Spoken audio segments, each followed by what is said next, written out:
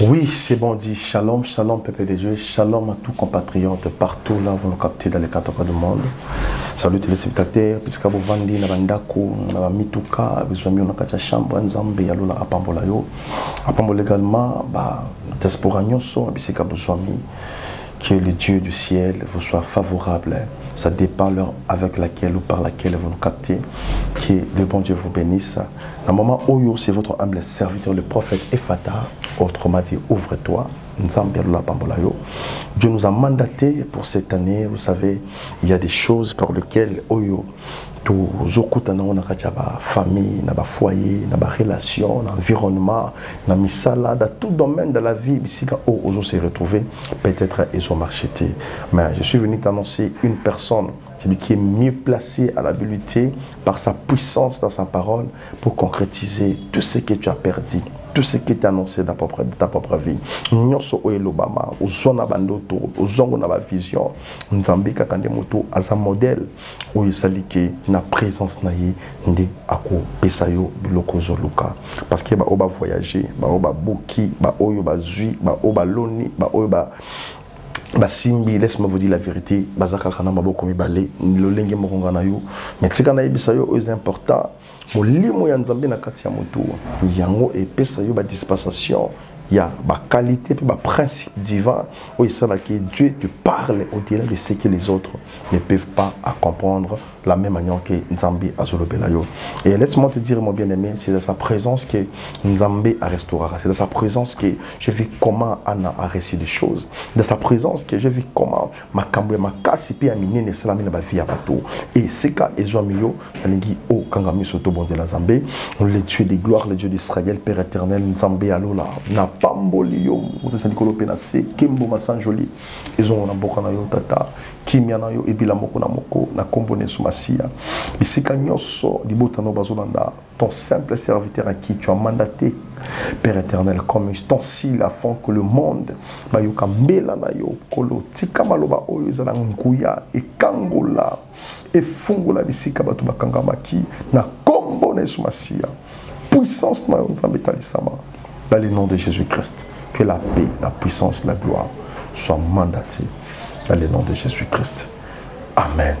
Si quand Nzambe apambola yo, ndeko bitsameli bakumala mo kulonda biso na ya biso télévision. Nzambe apambola yo, j'en profite également de dire un grand merci à ma sœur Naomi Tsoko depuis le Canada. Nzambe apambola ma sœur, une jeune sœur avec sa capacité. Nzambe apambola yo toujours à sa présence. Et je dis également un grand merci à mon frère Serna derrière la caméra. Papa Nzambe apambola mbililingi kitoko. Isika Oyo, Tozotalisama Malisusu, na Pamboli à mon frère Ricardo Zumber, Zama Pambolayo, depuis Napoto, mon Napoto, ya Tongo, prophète, a souhaité également ce joyeux anniversaire, Ricardo Zalakate, tout ça dans moi, mon corps. Na Pamboli Bande Konyoso, Bisika Bazolo Nabiso, pour pas dire un grand merci à ma maman Nenette Chilumba, Nzambe à Pambolayo, ma mère, pourquoi pas un maman Nana Takaza, Kolo à Pambolabino. En tout cas, la main de Dieu soit sur vous, pourquoi pas corps du Christ et mon bimba. Et je dis un grand merci à mon frère Narcisse de Saran, Papa Tumba. Na Pamboli bande konyoso bisiki zomi biso bozolanda les prophètes et fata. Oui. Na ko bisande komoko que peut-être ozo vivre ozo sala sambla ya kolia ya komela. C'est quand na yo que ozo lata, ozo tambola. Peut-être ozo vivre intégralité, ya promesse na otena senamoyi. Et makamunyo sezo utamela kaka utamela ba famille na biso. Izo utamela kaka utamela bisika to bimeli moboko et lelo oyo le salut est individuel ma soeur mon frère. To botami na ba promesse, to botami na ba don. Mais tika na yebisa yo nyonso wana ekosala makaka soki makolo na yo nyonso mibale tiami na kati ya présence ya Nzambe. To botami na bande ko be na famille moko mais tozala bango ba promesse mon côté. To mona kotu ba papa sa ko malibumu moko mais muto mutabimi na tango na ye. Ezane belé ya batu tozola na bango ba mbetu moko mais tozolo ta bandu to mon côté. Attention, Joseph se retrouva ki na milieu bande ko na ye. Mais bazozo bandoto mais Joseph alota ki ndoto moko authentique. Azolo ba king kolota lisene moniseli. Azomona 12 étoiles. Ezofu kamela ye. Oh, amoni ba sanzana moyi gumba meliye. Amoni matiti ya baninga na kati ya zamba ezokumbamela ye. Bonezala ki dimension il y a un monde qui oh salut que et il y a qui cause l'accorder quand na makamuna parce que nzambe bana ko utiliser utabo mwana peut-être maman zolanda ngai ozoza ba vision zo bosana ozoza ba ndoto zo bosana c'est parce que bazo menacer o ezamo boko ya promesse ya nzambe na kati na yo peut-être ozo beta tolo ke ngaba menasanga tongo butu moi ozo se retrouver que makambo nyonso passe ozo sala ozo bibela bazolo bakaka na kombo na yo non comment nango mabete tika na biso luka oyeba ke nini nzambe atia na kati na yo nini nzambe asala ke yo o se retrouver na sena moi kozala na bomo ilelo okobetela ngo tolote parce que ebele ya batu batika ba immeuble bakufa ebele batika bandako bakufa ebele batika mituka bakenda ebele batika même mbongo yo bakenda bakunda bango nango te si Dieu le permet encore de laisser à vie c'est parce qu'il y a encore des choses à concrétiser dans ta propre vie c'est que nzamba na mabosana na bomo na yo autant la famille classe les aussi mbaté Moussa les aussi mbaté autant la koto mabala que nous ne parlons même pas aucun des koto s'en sortir des fois quand tu es dans ta chambre je te pose des questions Seigneur qu'est-ce qui ne va pas qu'est-ce que je fais pour mes enfants yoté ils ont des bisika obimi na kata famille ba te belozo mona bazota mona se amoy oyo ba teka bango na alliance molili ba teka bango sakeba ba ke ba tekama je vous dis ce qui est vrai. Le diable est tellement rusé. Rizi ya diable oyo. Ebele ya batu balobango pono ba moni yango te. Mais diable aya na rizi na vie na yo. Maman ogoluka nzambe. Je déclare comme un prophète de Dieu. Aussi longtemps, ça va nous permettre quand nous allons la vie. Nous tia vie na sama belazate. Que la main de Dieu te garde ma soeur mon frère. Ni nous oluka na sena moi. Oui, bakanga bino nakata mabota, bakanga bino nakata baloi, ba malédiction que tu n'en parles même pas, ba acte posé que tu n'en parles même pas. Na mona batu mususu ba victime ya ba alliance mabe à cause que maman ndakena ke panganga pendant qu'il y a zana zim nakata libo maman na ye. Et batu mususu ba vivre ba conséquences ya makambo o bango te batu baza ba hauteur nango. Ndo moni Ézéchiel chapitre 18 azoloba. Pourquoi dites-vous ces proverbes en Israël? Les parents mangeaient des raisins verts et les dents des enfants ont été agacés. Qu'est-ce qui se passe dans votre vie, ma soeur, mon frère? Ni les autres, les canabos, mon papa, maman. Ozo là, ils ont solution. Ozo luka, ils ont solution. C'est important, tu dois chercher Dieu au temps qui convient. Isaïe Azolobango, chapitre 55. Cherchez l'Éternel pendant qu'il se trouve. Invoque le temps qu'il est prêt. Maladie aux obéla. Et c'est à quoi qu'il y a une maladie normale. Ma teka santé na yo pa ya nani. Ma teka santé ya bana na yo pa ya nani. Nani a tellement hauteur ya malédiction pour l'avenir à bana nani. Bana baninga bazo avancer, bazo kende, bazo voyager, bazo bala, bazo bota stabilité, nous ça là bazo zoa. Mais ce que tu as dit, mabota, ozomiyo ke la mawa. Mais laisse-moi te dire la vérité. Koke de liboso pesa koko mate. Muta koko mape ma komi nanda kuna yote. Muta koko zoape ma zui promesse na yote. Il y a un temps pour toutes choses. Je me réjouis justement à réconforter votre foi. On comprend que tu bibi ne ba famille nini. Nana te kayo. Fungo la Bible na yo na 2 Rois chapitre 4. Tout en la Bible rapidement. Nzamba pambola yo papa, yo zolo nangai. Oui. Toujours déjà appel pamba pamba, message à tezo kota. Peut-être qu'on langa après émission ko hésité au rejoindre biso na programme tous en ya prière il y a 4 jours retraite. O tozo bonde là pour ko renverser kafu misala molili ya satana. O ba teke lamba na yo ko récupérer ngo. O ba teka mabala no kuzo ngo. O ba teka bana no ko récupérer bango. O ba teka mabota no kuzo bango. O ba teka stabilité no faut récupérer ngo. Au nom de Jésus-Christ de Nazareth. 2 Rois chapitre 4, le verset 1er, tout ce qui t'a malé malembe. Je pense que Mandeko Bazolo Nangai, j'ai Bible naïe, a fondé dans mon candidat 2 Rois, chapitre 4, le verset 1er au 4e verset, tout ce qui t'a malé malembe. Je lis la parole au nom du Seigneur. Une femme d'entre les femmes des fils des prophètes, criant à Élisée en disant: ton serviteur, mon mari, est mort. Et tu sais que ton serviteur craignait l'Éternel.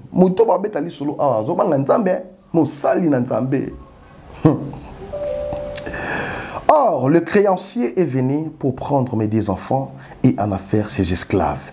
Ah! Des questions dans un mituna. Mwana mwasi oyo azobetali solo azobisa mosakoli. Papa, mobali nanga kufi. Mais mobali yango yanga oyo azalaki mosali na Nzambe. Atambolaka pe na kobanga Nzambe. Ndenge mwasi abande komona na ndako vivre na mosala Nzambe abangaka Nzambe. Nzoka mosala Nzambe wana zalika ya kumbu banga na Nzambe te. Bible zoloba ke mobali oyo akenda kokota nganga. Akenda kozwa nyongo ya batu. Akenda kozwa kisi. O bana bayebi te, mama ayebi te, mutu moko ayebi te. Akenda ngona ba projet à but lucratif personnel ya vie na ye moko. Mais ba conséquence na ngonde papa oyo akenda kozwa kisi. Mais azoloba ke soki na koki kofuta nyongo te. Boko kende kozwa bana na ngai. O na bota mibale wana. Bokenda bango na boumbu. Des questions na zomituna. Des kozola na ngai. Est-ce qu'on se retrouve dans le lengi ya famille oté? Est-ce qu'on se retrouve dans le lengi ya libota oté? Oyebino elo côté, mes parents qui na ko simba kisi na ye, akina ko ta nyongoni na monde ténèbres, mais azolo baki, soki akoki ko futa te, azwa yo, poyo nyama, poyo soso, poyo ngulu, poyo mbiso ye akozwa ki ne ko teka bakalinga bali ya jamais akosa, bakozwa ote na kombole somasia. Mama zolela, alai na tongo la muki. Amoni bato nyongo baye. Balakisi ye même maintenant ba caché na ba so ba betaki na décharge ba sala. Ke mobali na yo yo akufa ayaka kozwa nyongo awa na monde ténèbres. Aloba ke soki akoti ko futa te akufi na vie. Eza na bana oya bota tokende kozwa bango bakoma bokumbu. Nyongo nini o motako kota na se na moya akoti ko futa te. Azwa bana oyo mwasi amemi pendant 9 mois na libomo. Na passe na douleur. Na souffrance, na molunge. Bozo bano yo de na kata libomo pendant 9 mois. Bozo bano bokotina ona boumbu. Oyo lolenge nyongo nini soki za kindo kité. Tala alliance ya mabeba teka vi na bino sakeboyeba. Ndo zomona ke lokola papa za autorité ya semasi wana mutakena kozwa makambo. Mais tout le monde kati ya ba makila ya ba papa wana mais toujours dépendre de la bango société parce qu'il y a un homme qui nous a racheté sur la croix, celui qu'on appelle Jésus-Christ de Nazareth.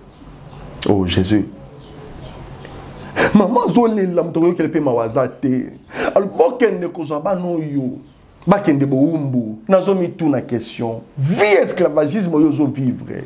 Mabote zate, classe malonge zate, musala malonge zate. Des fois pas zo sala mo zo futa ma malonga te. Biso zo kende zo aka l'échec. Ba kobenga maninga na makamba zu ba mo yotikali. Mais quand ça l'appelle rétrospective quand même ya vie na yo. Mais quand même que ça l'exégèse na vie na yo. O mitala sima, ya yande comment ka lo ba tala sima zonga mutu. La manière dont tu es en train de mener ta vie, rien ne marche.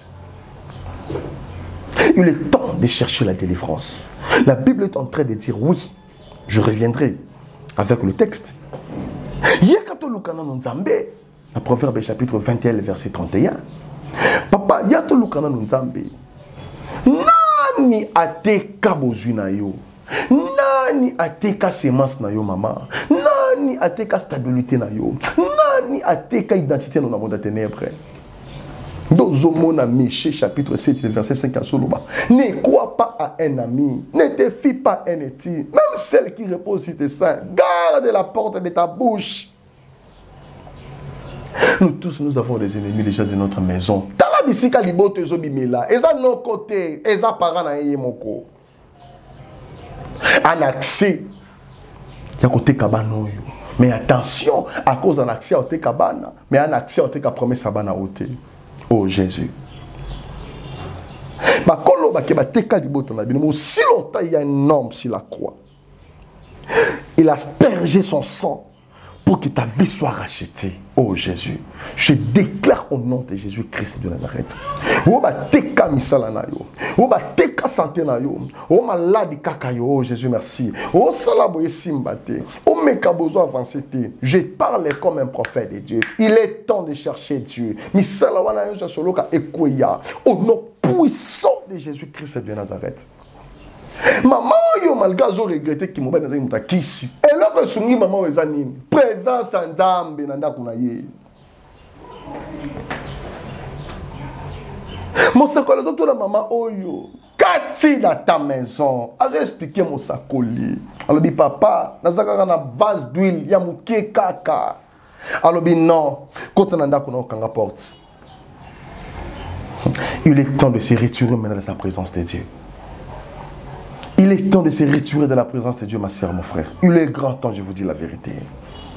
Quand on a ma distraction, autosomo na par-ci par-là. Le salaire est individuel. On a besoin au kangwa dans la vie. On a besoin de délivrance dans la vie. On a besoin de délivrance dans la vie à mobile. On a besoin de obala. Mais les bota okenda kobala elande ba problème. Damba sunga yo obala. Moi je suis kenda kokota libota na yango des problèmes. Moi sanga na na problème te. Mais libota oyo moi na mo shabimela yango de makambo. Ça m'a permis de obala mobali. Mais libota mbala bimela yango des problèmes. Mais sont tellement limité au Lukanzambe. Rien doit marcher, rien. Et là, il est mesate. Et là, il est la malongue zate. Na se plaire na mona monsieur na kombo ya Anna. Tango yindeli, il soit Elkana comme kende pamba de papenina. Bible zolo mona monsieur na kenda ko Lukanzambe. Ba déterminer ta on a présence en Nzambe. Parce qu'il y a besoin de délivrance. Il y a besoin de délivrance.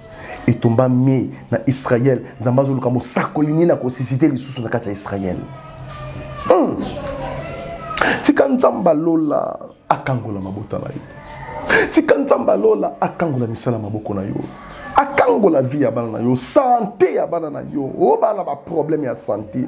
Maman sorcellerie ni ne rien na kati ya libota na yo. Nzamba na besoin akangola libota na yo. Job Proverbe chapitre 21, le verset 31. Yo kama kamonini aloba Nzambe zoloba. Proverbe chapitre 21, le verset 31. Ok. Yoka.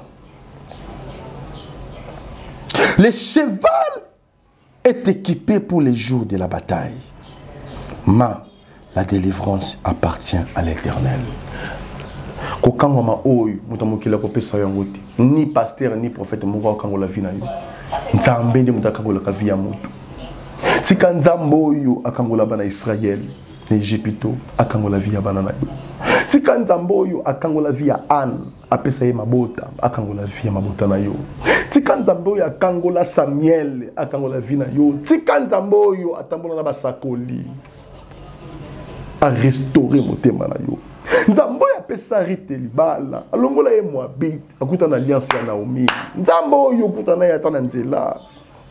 Sika Nzambo kuta na yata na nzela mosakoli akangola vina yo. Rebecca oyo na mone sika tia maquillage te mais akenda kokuta na Eliezer po ba ya bakuta na Isaac.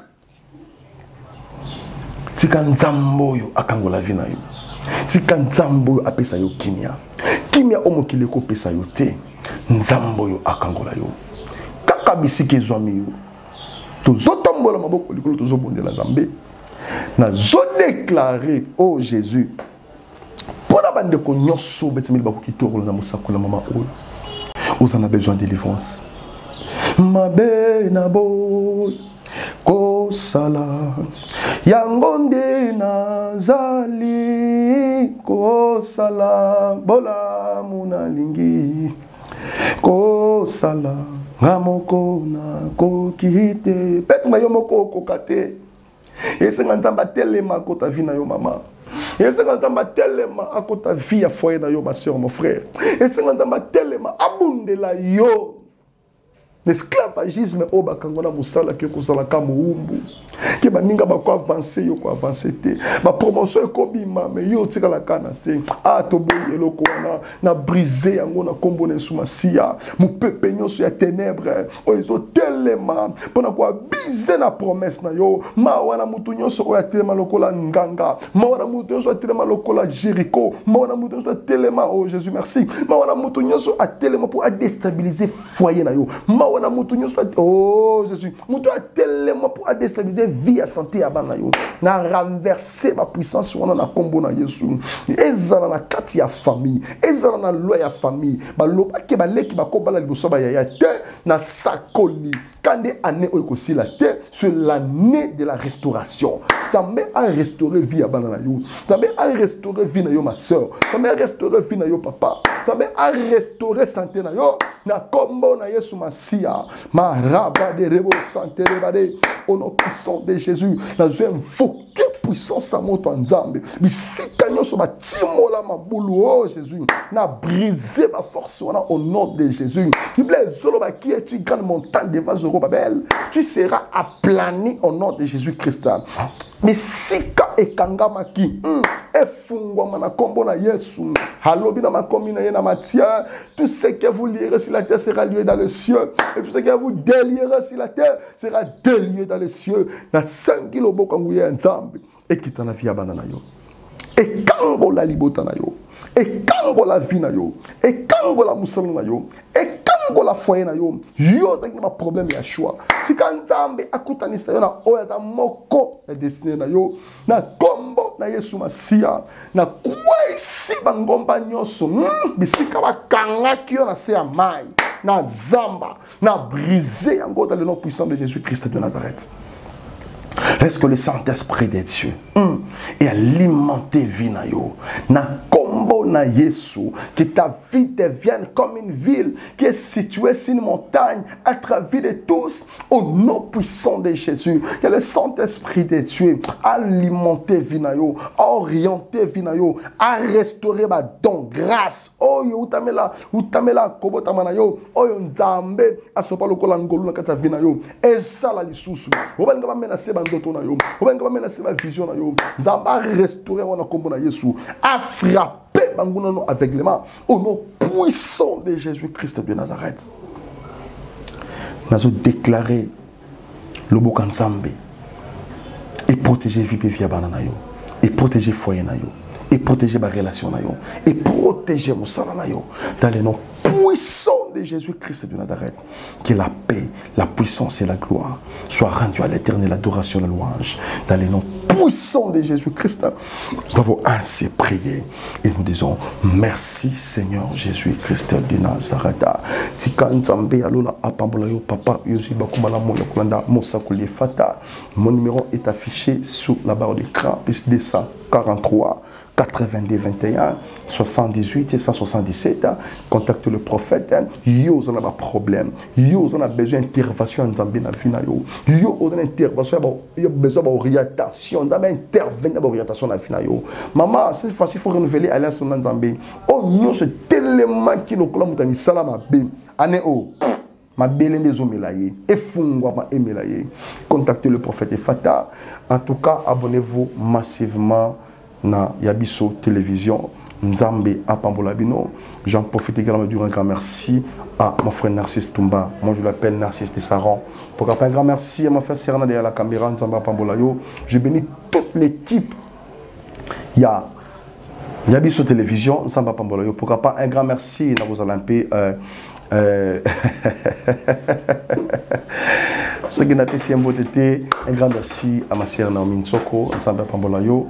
La grande dame, Kola Pambola yo, simple, à Pambola yo, Penza, à Fungola Misala Mabokuna yo. Je dis un grand merci à mon frère Ricardo Zoumé Zuber, Kolo Apambola yo, mon frère. Je bénis également ma mère, Nenette Chilumba, Kolo Apambola yo, maman. Un grand merci à maman Nana Takaza. Kolo Apambola yo, Apambola corps du Christ Mobimba. Je dis un grand merci. Et ben de contacter biso. En tout cas, ko hésiter vous en un programme il y a Kafu.